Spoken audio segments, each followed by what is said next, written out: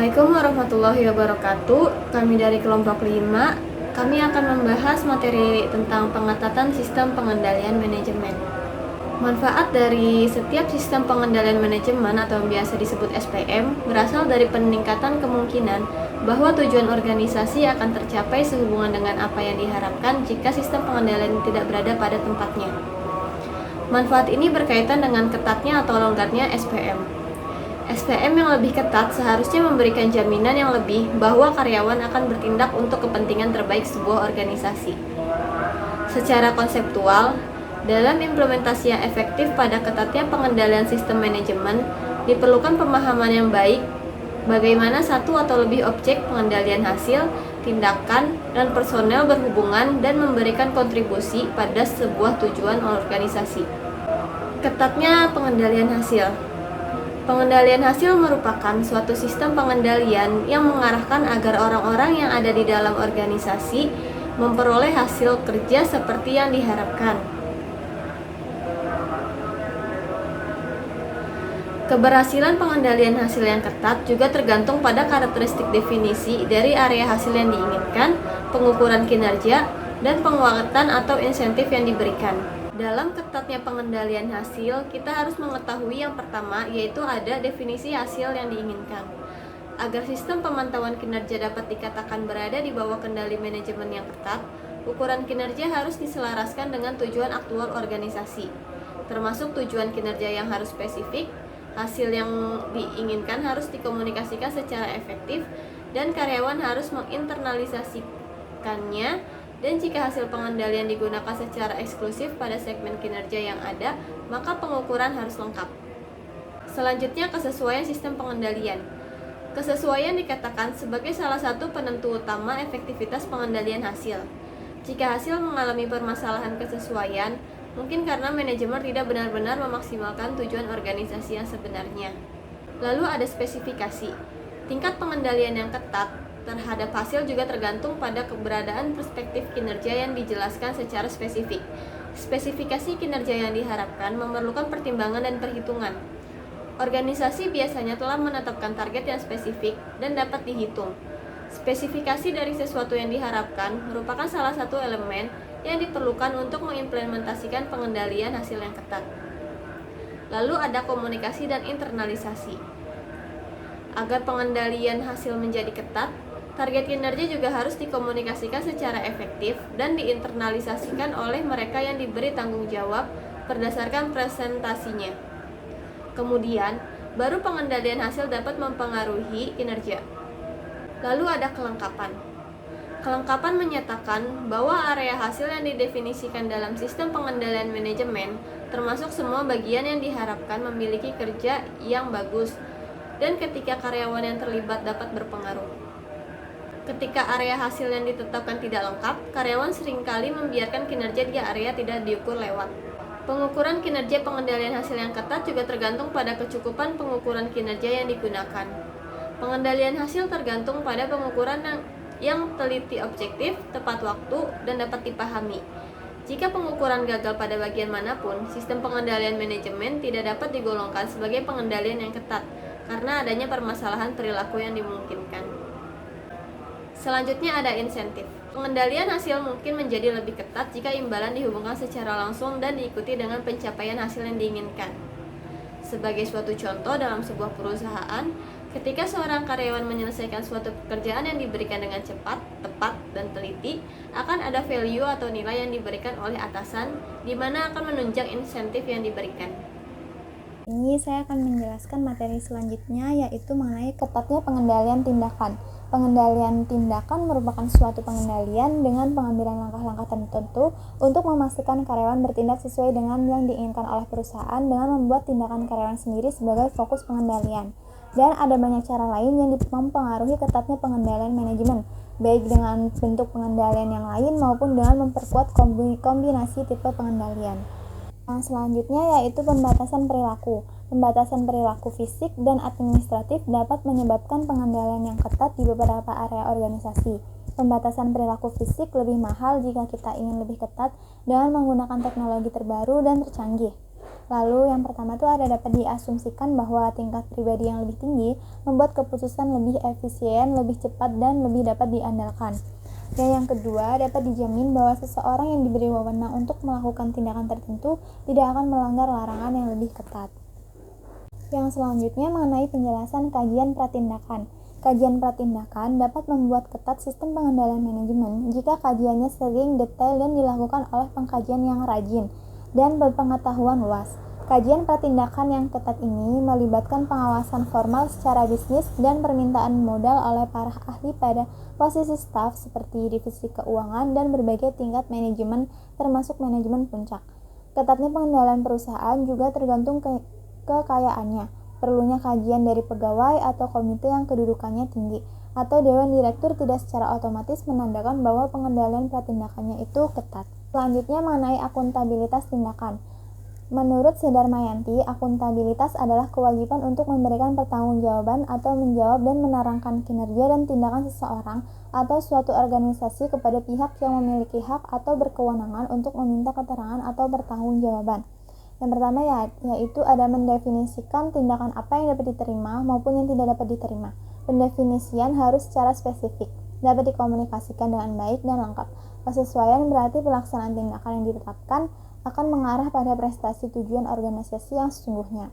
Lalu yang kedua yaitu mengkomunikasikan definisinya kepada karyawan. Beritahu kepada karyawan tindakan apa yang boleh diterima dan yang tidak boleh diterima, agar tidak terjadi penyimpangan atau kesalah tindakan. Yang selanjutnya yaitu ada mengobservasi atau jika tidak melacak apa yang terjadi. Karyawan yang yakin bahwa tindakan mereka diperhatikan akan lebih kuat dipengaruhi oleh sistem pengendalian daripada karyawan yang merasa kemungkinan tertangkap kecil. Supervisi langsung secara terus-menerus mengaudit laporan tindakan yang detail merupakan metode sistem ini.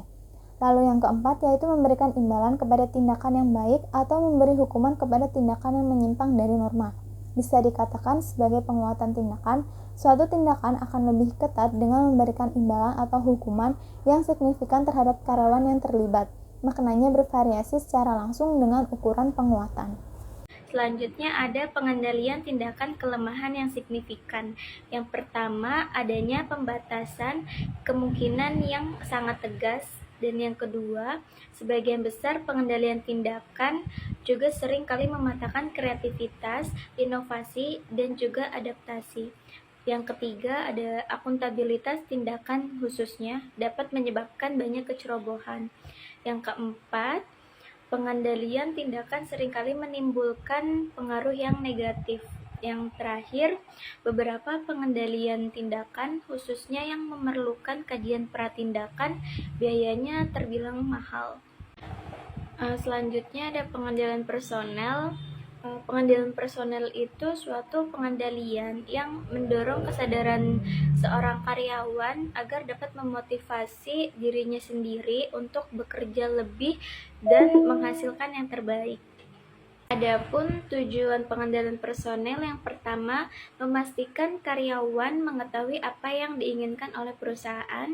Yang kedua, memastikan setiap karyawan dapat bekerja dengan baik dan memiliki pengalaman dan sumber daya yang cukup untuk melaksanakan pekerjaan mereka dengan baik.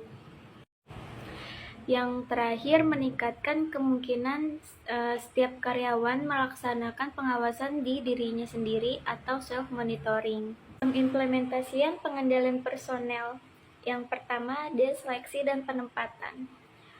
Prediktor of sukses, pendidikan, pengalaman, kesuksesan yang ada di masa lampau, dan kepribadian serta kemampuan sosial seringkali termasuk dalam pengecekan preferensi dalam perekrutan karyawan baru.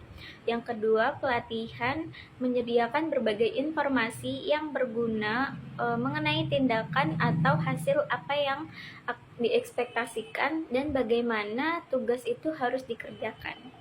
Yang terakhir, desain pekerjaan dan menyediakan sumber daya yang diperlukan. Desain pekerjaan harus sesuai dengan spesifikasi karyawan yang telah direkrut. Sumber daya kepada jenis pekerjaan tertentu harus tersedia. Contohnya seperti informasi, peralatan, persediaan, dukungan staf, bantuan pembuatan keputusan, atau kebebasan dan interupsi. Suatu proses pengendalian manajemen berkaitan dengan perilaku. Proses ini melibatkan interaksi antara manajer dan bawahannya. Manajer tersebut berbeda dalam hal kemampuan teknis, gaya kepemimpinan, kemampuan interpersonal, pengalaman, pendekatan yang dilakukan dalam pembuatan suatu keputusan. Selanjutnya ada proses pengendalian manajemen formal, terdiri dari beberapa bagian. Yang pertama, perencanaan strategis, yaitu suatu proses yang memutuskan program-program utama yang akan dilakukan oleh suatu organisasi dalam rangka implementasi strategi dan menaksirkan jumlah sumber daya yang akan dialokasikan untuk tiap-tiap program jangka panjang beberapa tahun yang akan datang. Yang kedua, ada penyusunan anggaran, merupakan proses mengoperasionalkan rencana dalam bentuk kuantifikasian, biasanya dalam unit moneter untuk kurun waktu yang tertentu. Anggaran menggambarkan biaya-biaya yang dikeluarkan untuk setiap manajemen yang bertanggung jawab terhadap setiap program atau bagian dari program tertentu. Yang ketiga, ada pelaksanaan, menunjukkan dapat menyediakan informasi tentang program dan pusat pertanggungjawabannya. Laporan pusat pertanggungjawaban ini harus menunjukkan informasi tentang anggaran dan realisasinya, baik itu informasi keuangan maupun non-keuangan. Yang keempat, evaluasi kerja. Kegiatan terakhir dari proses pengendalian manajemen ini adalah menilai kinerja manajer pusat pertanggungjawaban. Prestasi kerja intinya bisa dilihat dari efisiensi dan efektif tidaknya suatu pusat pertanggungjawaban menjalankan tugas yang menjadi tanggung jawabnya. Selanjutnya ada komponen sistem pengendalian manajemen. Ini didasari dari proses sistem pengendalian manajemen yang berupaya mengarahkan seperangkat variabel menuju sasaran. Dalam perusahaan, manusia merupakan variabel yang harus dituntun atau diarahkan untuk mencapai suatu tujuan. Ada 4 komponen sistem pengendalian. Yang pertama, pelacak atau detektor, yaitu alat pengamat atau mendeteksi atau mengukur, menggambarkan kegiatan yang perlu dikendalikan. Yang kedua, penilaian atau assessor, yaitu alat untuk menilai hasil dari suatu kegiatan. Biasanya dikaitkan dengan standar dan diidentifikasi kegiatan yang dapat dikuasai. Yang ketiga, ada effector, yaitu alat untuk memodifikasi perilaku untuk mengubah prestasi bila diperlukan. Yang terakhir, ada jaringan komunikasi, suatu alat untuk menyebarluaskan informasi. Selanjutnya, unsur-unsur dalam sistem pengendalian manajemen. Menurut Standard for Internal Control in the Federal Government yang dikeluarkan oleh General Accounting Office pada November 1999, dikutip dalam jurnal Faisal, pendekatan sistem pengendalian manajemen menggunakan 8 unsur atau sarana yang dipakai auditor dalam menilai efektivitas sistem pengendalian manajemen auditan. Unsur-unsur sistem pengendalian manajemen tersebut mencakup 1. Pengorganisasian, 2. Kebijakan, 3. Perencanaan, 4. Ada prosedur, yang kelima pencatatan akuntansi, yang keenam pelaporan, personalia, dan yang terakhir yaitu review intern. Selanjutnya mengenai laporan kinerja keuangan. Kinerja atau dalam bahasa Inggris adalah performance, yaitu hasil kerja yang dapat dicapai oleh seseorang dalam organisasi sesuai dengan wewenang dan tanggung jawab masing-masing dalam rangka upaya mencapai tujuan organisasi bersangkutan secara lega, tidak melanggar hukum, dan sesuai dengan moral maupun etika. Kinerja perusahaan atau company's performance adalah suatu hasil yang dicapai oleh perusahaan dalam suatu periode tertentu. Pengukuran dan penilaian kinerja keuangan saling berhubungan dengan satu sama lain. Selanjutnya yaitu tentang pengukuran kinerja.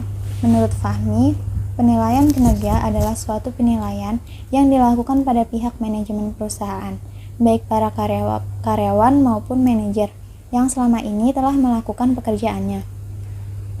Penilaian kinerja merupakan hasil dari kegiatan atau kinerja setiap karyawan dengan standar kualitas, kuantitas, maupun kriteria yang telah ditetapkan oleh suatu perusahaan. Selanjutnya yaitu mengenai tujuan kinerja, pengukuran kinerja. Tujuan utama penilaian kinerja adalah untuk memotivasi personel dalam mencapai sasaran organisasi dalam mematuhi standar perilaku berupa kebijakan manajemen atau rencana formal yang dituangkan dalam anggaran organisasi yang telah ditetapkan sebelumnya, agar membuahkan tindakan dan hasil yang diinginkan oleh organisasi. Selanjutnya mengenai manfaat pengukuran kinerja, yaitu yang pertama ada memotivasi pegawai untuk melakukan pelayanan sebagai bagian dari mata rantai pelanggan dan pemasok internal. Yang kedua yaitu mengidentifikasi berbagai pemborosan sekaligus mendorong upaya-upaya pengurangan terhadap pemborosan tersebut. Yang ketiga yaitu mengenai membuat suatu tujuan strategis yang biasanya masih kabur menjadi lebih konkret sehingga mempercepat proses pembelajaran organisasi. Yang keempat, membangun konsensus untuk melakukan suatu perubahan dengan memberikan reward atas perilaku yang diharapkan tersebut. Selanjutnya, menurut Rusmanto dalam Ridawati 2014, pengukuran kinerja memiliki tujuan, yaitu memberikan informasi penting dalam pengambilan keputusan mengenai aset perusahaan dan untuk mendorong kinerja para manajemen menyalurkan kepentingan perusahaan. Lalu yang kedua, mengukur setiap kinerja unit usaha dalam suatu entitas. Dan yang ketiga, menilai hasil kinerja perusahaan dan perubahan potensial sumber daya ekonomi yang dikendalikan di masa depan. Menurut Sofyan Harahap pada tahun 2011 halaman 45, menyatakan beberapa indikator laporan kinerja keuangan. Yang pertama adalah relevansi. Memilih informasi yang benar-benar sesuai dan dapat membantu pemakai laporan dalam proses pengambilan keputusan. Yang kedua, dapat dipahami. Informasi yang dipilih untuk disajikan bukan saja yang penting, tetapi juga harus informasi yang dimengerti oleh para penggunanya. Yang ketiga, ada netralitas. Laporan akuntansi itu netral terhadap pihak-pihak yang berkepentingan. Informasi yang dimaksudkan ini untuk pihak umum, bukan pihak-pihak tertentu saja. Lalu yang keempat, ada tepat waktu. Laporan akuntansi hanya bermanfaat untuk pengambilan keputusan apabila diserahkan pada saat yang tepat. Yang kelima, ada kompabilitas. Informasi akuntansi harus dapat dibandingkan. Artinya, akuntansi harus memiliki prinsip yang sama baik untuk suatu perusahaan maupun perusahaan lainnya. Yang keenam, ada kelengkapan. Informasi akuntansi yang dilaporkan harus mencakup semua kebutuhan yang layak dari para pemakai. Pengaruh sistem pengendalian terhadap kinerja keuangan menurut Saidin pada tahun 2007 menyebutkan bahwa salah satu faktor yang mempengaruhi pelaporan keuangan pada sektor swasta adalah mekanisme pengawasan perusahaan. Hal serupa juga dinyatakan oleh Bauhede pada tahun 2001 tentang faktor potensial yang dapat mempengaruhi pelaporan keuangan adalah kualitas dari mekanisme tata kelola eksternal perusahaan, seperti kualitas audit, dan mekanisme tata kelola internal perusahaan seperti kualitas dewan komisaris. Kinerja keuangan perusahaan merupakan gambaran mengenai sejauh mana keberhasilan atau kegagalan suatu organisasi dalam menjalankan tugas dan fungsi pokok dalam rangka mewujudkan sasaran, tujuan, misi, serta visinya. Pengukuran kinerja adalah penilaian kinerja, baik pengukuran kinerja finansial maupun non-finansial, yang merupakan komponen yang sangat penting dalam sistem pengendalian manajemen. Pengendalian manajemen suatu proses yang dilakukan oleh manajemen suatu organisasi untuk menjamin sumber daya yang diperoleh digunakan secara efektif dan efisien dalam usaha mencapai tujuan organisasi. Tujuan manajemen dalam melakukan kinerja keuangan yang pertama, memberikan masukan untuk keputusan sumber daya manusia seperti promosi, transfer, dan pemutusan hubungan kerja atau PHK. Yang kedua, memberikan umpan balik atau feedback kepada karyawan mengenai bagaimana pandangan organisasi akan kinerja mereka. Manajemen dalam melakukan kinerja keuangan bertujuan sebagai dasar dalam pemberian kompensasi yang cukup, peningkatan balas jasa, bonus karyawan, dan kenaikan-kenaikan lainnya dalam gaji. Sistem pengendalian manajemen dalam kinerja perusahaan adalah sistem yang digunakan oleh manajemen untuk mempengaruhi para anggota organisasinya agar mengimplementasikan strategi-strategi organisasi secara efisien dan efektif dalam rangka mencapai tujuan organisasi. Menurut Sumarsan, menjelaskan, sistem pengendalian manajemen merupakan suatu rangkaian tindakan dan aktivitas yang terjadi pada seluruh kegiatan organisasi dan berjalan secara terus-menerus. Sekian dari kelompok kami, kurang lebihnya mohon maaf. Wassalamualaikum warahmatullahi wabarakatuh.